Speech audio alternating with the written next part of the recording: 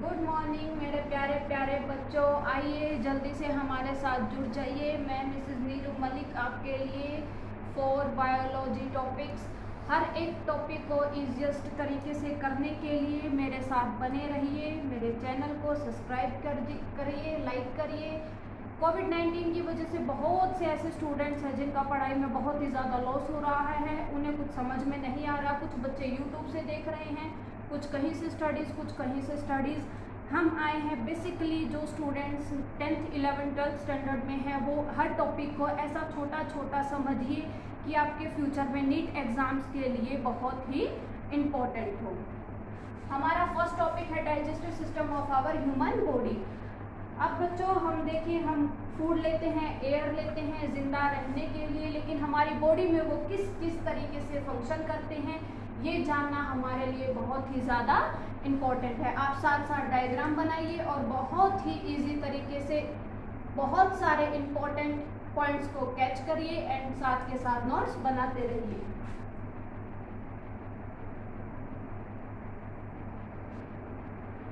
First of all students, हम food लेते हैं कहाँ से? हमारे माउथ से। कहाँ से? हमारे माउथ से।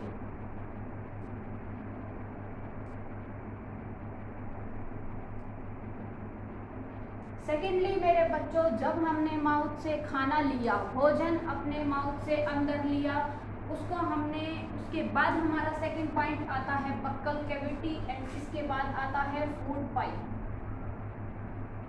Food pipe also called oesophagus. Oesophagus. साथ साथ नोट्स बनाते रहिए बच्चा, बहुत सारे ऐसे पॉइंट्स होंगे जो आपके नीट के लिए बहुत ही ज़्यादा इम्पोर्टेंट होंगे। पहले हम बात करते हैं मेन ऑर्गन्स की डाइजेस्टिव सिस्टम में। देन इसके बाद हमारा आता है stomach.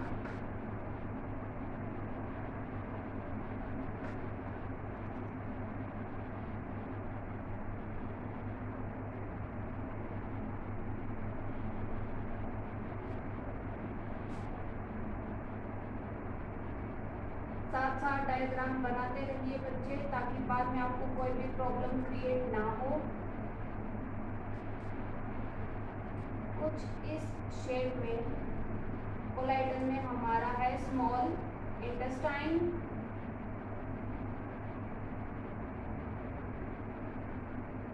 That is called large intestine,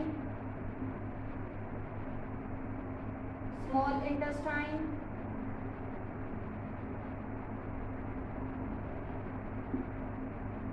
rectum and the last point is anus। देखिए बेटा, ये कुछ बेसिकली बातें हैं जो आप 7th या 6th स्टैंडर्ड से पढ़ते आ रहे हैं। हमारे मेन ऑर्गन्स हैं। हमने खाना माउथ से एंटर किया, बाद में वो फूड पाइप से होते हुए स्टमक के अंदर आया, फिर स्मॉल इंटेस्टाइन में, लार्ज इंटेस्टाइन में, rectum and then anus. Anus हमारे एक बॉडी का ऐसा पार्ट है जिससे हम वेस्ट मटेरियल रिमूव करते हैं अपनी बॉडी से। अब देखिए, इनसे बहुत ही जुड़े हुए इंपॉर्टेंट पॉइंट्स। हमने खाना लिया कहाँ से? माउथ से। माउथ से होते होते खाना कहाँ आया बेटा? फूड पाइप में, जिसको हम बोलते हैं इसोफेगस। जब हमने खाना लिया उसके बाद फूड हमारी इसोफेगस में गया, फूड पाइप में गया, वो मूवमेंट कौन सी होती है? उसको हम बोलेंगे peristaltic movement. Peristaltic movement, process of muscles expand and contractions. जब हमारी फूड पाइप में खाना एंटर हो रहा है तो कहीं से फूड पाइप एक्सपेंड हो रही है, कहीं से बहुत ही ज़्यादा कॉन्ट्रैक्ट हो रही है। ऐसा क्यों है? क्योंकि बेटा अगर ये मूवमेंट नहीं होगी तो इजीली आप फूड नहीं ले पाएंगे। अब कोई इंसान, अगर हमारी बॉडी में सीधी पाइप होती कि खाना हमने माउथ से लिया और डायरेक्ट हमारे स्टमक के अंदर जाता, लेकिन ऐसा नहीं है। अगर आप लेटे हैं, आप खाना खा रहे हैं, तब भी फूड प्रॉपर आपकी फूड पाइप से होते हुए नीचे जा रहा है बिकॉज ऑफ पेरिस्टैटिक मूवमेंट। इसको आप लिख लीजिए मसल्स कॉन्ट्रैक्ट एंड एक्सपेंड। कौन सी मूवमेंट होगी? Peristaltic movement. इसके बाद बहुत ही खास और इम्पोर्टेंट पॉइंट हमारा है, जब हमने फूड लिया, फूड पाइप में गया, उससे पहले एक पॉइंट आता है हमारा pharynx, which is only one point where air and food meets together. जहाँ पर खाना और हवा दोनों एक साथ इकट्ठे होते हैं, वो कौन सा पॉइंट है? That is pharynx. जहाँ पर एयर और फूड meet together। अब देखिए, कुछ ये सोचते हैं कि हम सिर्फ नोज से ही सांस लेते हैं, ऐसा नहीं है। कुछ एयर हमारे माउथ से भी अंदर जाती है हमारे साथ, जब खाने के साथ एयर अंदर गई। अब बताइए कि ऐसी फूड पाइप के जस्ट आगे पाई जाती है विंड पाइप। क्या होती है बच्चा? Wind pipe. अब बहुत सी ध्यान में देने वाली बात ऐसी है कि जब हमने खाना लिया, वो विंड पाइप में क्यों नहीं गया, वो फूड पाइप में ही क्यों गया? बताओ बच्चों फटाफट से, जिसको पता है। ऐसा क्यों हुआ? फूड सिर्फ फूड पाइप में ही क्यों गया? उसने विंड पाइप में एंटर क्यों नहीं किया? बिकॉज ऑफ यहाँ पर जो पॉइंट था वो कौन सा था? एपिग्लोटिस। एपिग्लोटिस की वजह से जब हम फूड लेते हैं, वो एक ऐसी चीज क्रिएट करता है कि वो खुलता है, फूड पाइप के अंदर ही एंटर करे, विंड पाइप के अंदर एंटर ना करे। इन चीज को आप लिख लीजिए बेटा, साथ साथ नोट्स बनाइए। ये नीट के लिए बहुत ही ज्यादा इंपॉर्टेंट क्वेश्चन है। लास्ट ईयर में बहुत बार ये पूछ चुके हैं। ऐसा कौन सा पॉइंट है जहाँ पर एयर और फूड दोनों इकट्ठी पाई जाती हैं? That point is pharynx.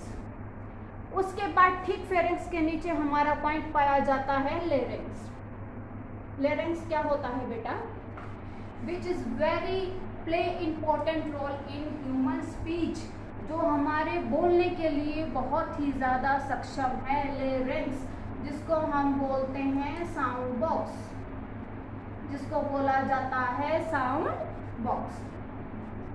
उसके बाद खाना धीरे धीरे कहाँ स्टोर हुआ? स्टमक के अंदर। स्टमक के अंदर खाना रहता है 3 to 4 आवर्स।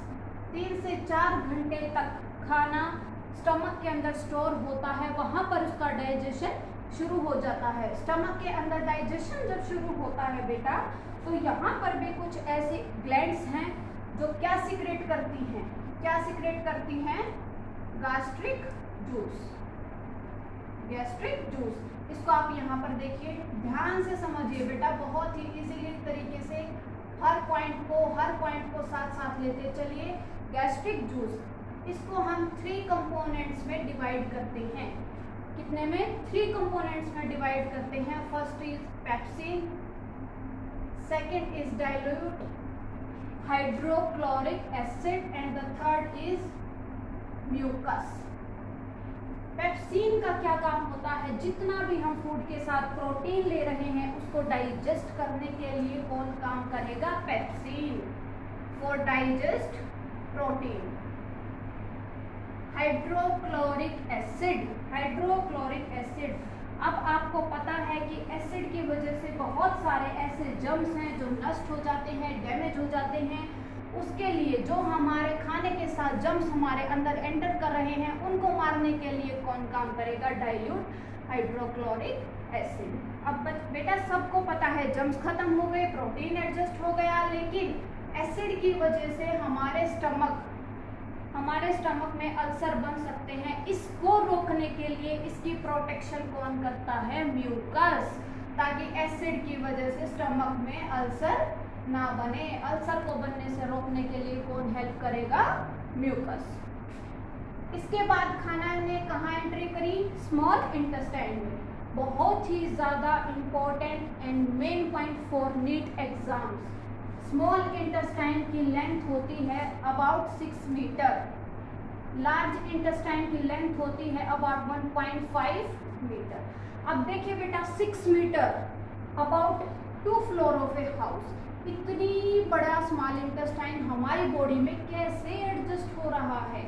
बिकॉज ऑफ ये बहुत ही ज़्यादा थिन लेयर्ड है, बहुत ही ज़्यादा थिन लेयर्ड है, और जो लार्ज इंटेस्टाइन है 1.5 मीटर, ये बहुत ही ज्यादा वाइड है, बहुत ही क्या है, वाइड। अब देखिए एग्जाम में मेनली पूछा जा सकता है कि स्मॉल इंटेस्टाइन की लेंथ कितनी है, 6 मीटर और 1.5 मीटर। कुछ स्टूडेंट्स ने अंदाजा लगाएंगे, कुछ स्टूडेंट्स की 1.5 छोटा है तो स्मॉल इंटेस्टाइन क्या होगा 1.5, 6 मीटर बड़ा है तो लार्ज इंटेस्टाइन क्या होगा 6 मीटर। ऐसा नहीं है, क्योंकि हमने इसकी लेंथ को विड्थ से नापा है बेटा, लेंथ से नहीं। किस चीज से नापा गया है, किसको ध्यान में रखते हुए, स्मॉल इंटेस्टाइन की लेंथ 6 मीटर है, लार्ज की 1.5 है, बिकॉज ऑफ देयर विड्थ। ध्यान में रखना, छोटे छोटे पॉइंट साथ साथ नोट्स बनाते रहिएगा। उसके बाद जब लार्ज इंटेस्टाइन में खाना एंटर कर रहा है, यहाँ पर पॉइंट आता है appendix, which is unused part of our body, जिसका हमारी बॉडी में कोई यूज नहीं होता। लेकिन जब खाने की प्रोसेस चल रही है, डाइजेशन की प्रोसेस चल रही है, स्मॉल इंटेस्टाइन से लार्ज इंटेस्टाइन में खाना एंटर कर रहा है, तो ज्यादातर खाना कहाँ भी पर भी स्टोर हो जाता है अपेंडिक्स में, जिसकी वजह से ह्यूमन को बहुत ही ज्यादा पेन होता है और उस चीज को वहां से रिमूव कर दिया जाता है। उसके बाद खाना कहाँ आया, large intestine, rectum and then anus. ये थे हमारे कुछ ऐसे पॉइंट्स बहुत ही मेन, जो नीट के लिए भी बहुत ही ज्यादा इंपॉर्टेंट थे। फिर से रिपीट करेंगे हम। First of all favourites, only one point is that where air and food becomes together, जहां पर खाना और हवा दोनों एक साथ इकट्ठे होते हैं, वो कौन सा पॉइंट है, फेरेक्स। दूसरी चीज, फूड को विंड पाइप में जाने से रोकने के लिए, फूड पाइप में जाने के लिए काम कौन करेगी, एपिग्लॉटिस। कौन करेगी, epiglottis. Third is that gastric juice, कौन से मेन 3 कंपोनेंट्स ऐसे हैं जो स्टमक के अंदर काम करते हैं, pepsin, hydrochloric acid and mucus. Pepsin ने क्या किया, हमारे प्रोटीन को डाइजेस्ट किया, एसिड ने क्या किया, हमारे जर्म्स को किल किया, किल जर्म्स। म्यूकस ने क्या किया, एसिड से जो हमारी बॉडी में अल्सर बन सकते हैं उनको रोकने के लिए, उनकी प्रोटेक्शन के लिए क्या यूज किया, म्यूकस। उसके बाद small intestine 6 metre, large intestine 1.5 metre. Totally alimentary canal होता है हमारा 9 मीटर लॉन्ग। जितना भी हमने माउथ से लेकर एनस तक खाना लिया, डाइजेस्ट किया, वेस्ट मटेरियल रिमूव किया, वो पूरा एलिमेंट्री कैनाल होता है 9 मीटर लॉन्ग। उसके बाद देखिए हमारी बॉडी में कुछ ऐसी बहुत सारी इंपॉर्टेंट ग्लैंड्स हैं जिनके बारे में पढ़ना बहुत ही ज्यादा इंपॉर्टेंट है। First is liver.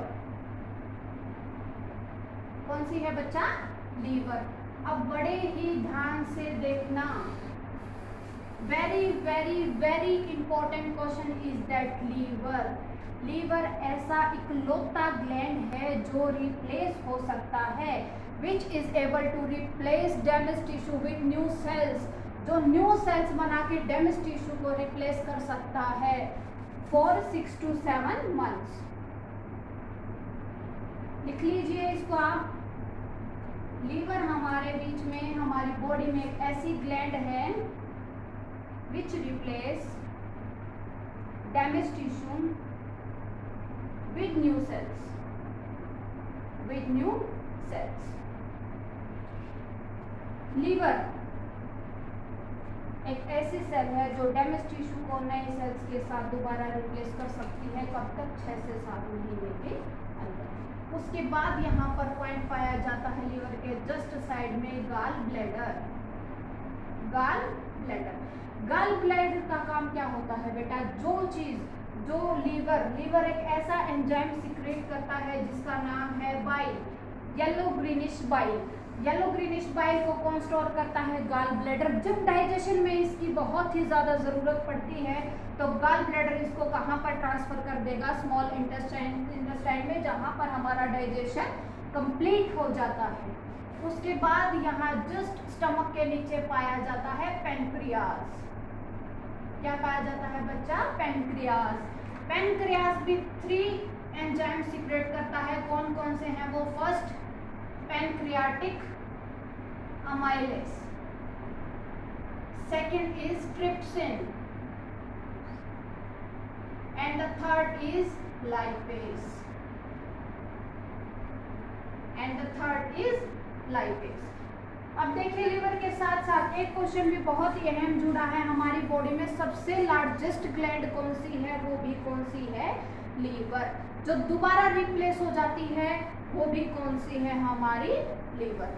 अब एक चीज और बेटा बड़े ध्यान से देखिए, आप पेट को बोलते हैं क्या, स्टमक। स्टमक हमारे पेट में सिर्फ वो हिस्सा है जहां पर फूड जाकर 3 से 4 घंटे स्टोर होकर आगे डाइजेशन के लिए जाता है। यहाँ तक सिर्फ हमारा क्या होता है, डाइजेशन पार्शल, सिर्फ पार्शल डाइजेशन। पूरे पेट को, हमारे यहाँ से लेके यहाँ तक के पेट को बोला जाता है एब्डोमेन। क्या बोला जाता है बच्चा, एब्डोमेन। देखिए बहुत ही ऐसे पॉइंट है जो आपके नीट के लिए भी बहुत ही ज्यादा इम्पोर्टेंट है। हर टॉपिक को बेटा इजी बनाइए, साथ साथ अपने नोट्स बनाते चलिए, हर पॉइंट को बड़े ध्यान से अच्छे से समझिए। अगर आपको ये अच्छा लगा, समझ आया है, तो ज़रूर हम फिर आपसे जुड़ेंगे। हर एक टॉपिक को, हर एक ह्यूमन बॉडी को साथ साथ लेते हुए चलेंगे, हर टॉपिक को बड़े ही इजी और प्यार से करेंगे।